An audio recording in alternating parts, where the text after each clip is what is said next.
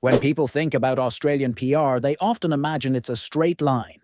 You study, you work, you hit the points, and voila, residency. But recent trends is a reminder that the reality looks more like a game of musical chairs. The music keeps stopping, the chairs keep moving, and not everyone gets a seat. The recent PR invitation trends has been less about big numbers and more about who's being chosen, why they're being chosen, and what it means for everyone still waiting in the queue. If you're watching the trends closely, you'll notice Australia is sending some very pointed signals about who it actually wants, and it's not everyone. The bigger picture of invitations. The recent trends hasn't been about massive blockbuster invitation numbers. Instead, it's been about selectivity. The government is tightening the screws, targeting very specific skills, and quietly reminding everyone that not all points are created equal. If you're still holding on to the dream that just hitting 65 to 75 points is enough to get you across the line, the recent trends proved otherwise. And the trend is clear. The bar keeps moving higher. We've seen more invitations being snapped up by applicants in the higher points categories, think 80 to 95, and in some occupations, even 100. Yes, 100 points. It's not because they're giving out bonus points for having the patience of a saint. It's simply competition. Too many applicants, not enough spots, and the system rewards those who tick every possible box. Occupations that Shone recently. One of the biggest shifts of late has been the way the government has played favorites. Some occupations are being showered with attention, while others are left sitting at the table with no dance partner. Health occupations continue to be the golden child. Nurses, doctors, and allied health professionals are not just being invited, they're being courted.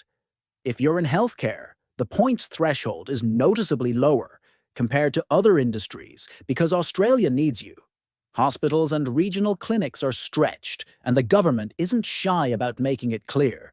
Construction trades are also having a moment. Carpenters, electricians, plumbers, basically anyone who knows their way around tools is being picked up faster than a sausage roll at a Bunnings barbecue with as low as 65 points. The housing crisis isn't going away, and inviting skilled tradespeople is one way to patch the gap. Tech workers, however, like software engineers, are facing tougher competition. It's not that Australia doesn't need tech workers. It does. But the numbers of applicants in this field are so high that only the cream of the crop is making it through state nominations. Points are everything, but not the same everywhere. Another clear trend is the difference between offshore and onshore applicants for some state nominations. Onshore candidates, those already living, studying, or working in Australia, are being given more flexibility. This doesn't mean offshore applicants are out of luck, but it does mean the government is showing preference to people already in the country, filling jobs, and contributing to the economy. From their perspective, it's less risky and faster to invite someone already in Australia than to wait for someone overseas to arrive. So, if you're offshore and wondering why your 85 points haven't landed you an invite while someone in Sydney got picked at 80, that's the reason. Location matters. The state and territory influence. Recent trends also highlighted how state and territory nominations are shaping the overall invitation landscape. States like Queensland, South Australia, and Western Australia are aggressively using their nomination programs to attract talent. The federal system may feel tight, but if you're smart, you'll use state pathways to your advantage. Some recent invitations came through regional nominations. That's the government's not-so-subtle way of saying, if you want residency, be willing to settle where we need you, not just where you want to go. The independent visa still exists, of course, but it's becoming the elite pathway, reserved for those with sky-high points or in-demand skills. For most people, looking at state nominations is the more realistic route. Waiting times, patience or panic. The current trend also revealed some interesting patterns in waiting times. Applicants with 95 plus points in high-demand occupations are being invited quickly, sometimes within weeks of submitting their expression of interest. Meanwhile, those in lower demand fields or with fewer points are seeing their EOIs in the waiting queue for longer period. If your application has been sitting for months without a peep, you're not alone.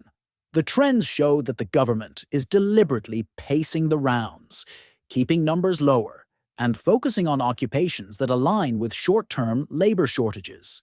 This doesn't mean your turn will never come, but it does mean that sitting and waiting passively isn't a strategy.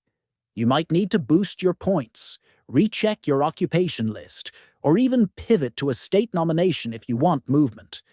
The hidden game: English and work experience. One of the underrated lessons is just how much English test scores and work experience are influencing outcomes. Yes, everyone knows you get points for superior English, but in practice, that's become a must-have rather than a nice bonus. If you're sitting at proficient, you're already falling behind the competition. Work experience is another silent divider. The trend showed that people with solid, verifiable years in their nominated occupation has an edge, especially in high-demand fields. It's not just about meeting the minimum requirement. It's about stacking every advantage you can. The reality check: who's missing out? Of course, not everyone's winning.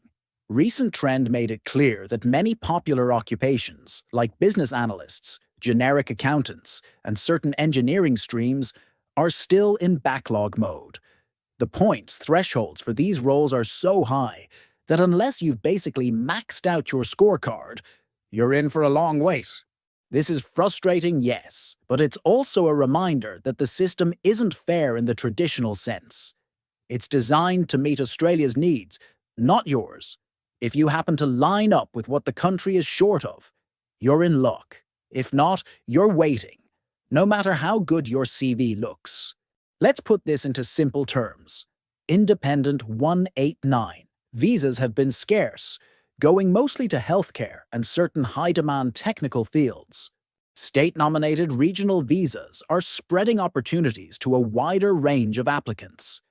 Points thresholds are creeping upward, with most competitive fields sitting at 90 plus, and some peaking at 100. Onshore applicants have a clear advantage, but offshore candidates in critical roles are still being considered. The way forward for prospective migrants. So, what do you do with all this information? Recent invitation trends boil down to a few practical lessons. Don't rely on bare minimum points. If you're sitting at 65 or 75 and hoping for a miracle, it's time to get real. Aim for the highest points you can possibly achieve. Look at state nominations. The 190 and 491 pathways are where most action is happening. Don't dismiss them just because they come with conditions. Boost your English score. If you can hit superior English, do it. Those points aren't optional anymore. Get more experience, as work experience is playing a bigger role than many people realize, and make sure yours is clearly documented and countable. Be flexible. If you're offshore, be prepared to consider regional areas or specific states instead of holding out for Sydney or Melbourne. Australia's PR system isn't static. It moves, it shifts, and it rewards those who can keep up. And who knows? Next round, your inbox might just be the one lighting up.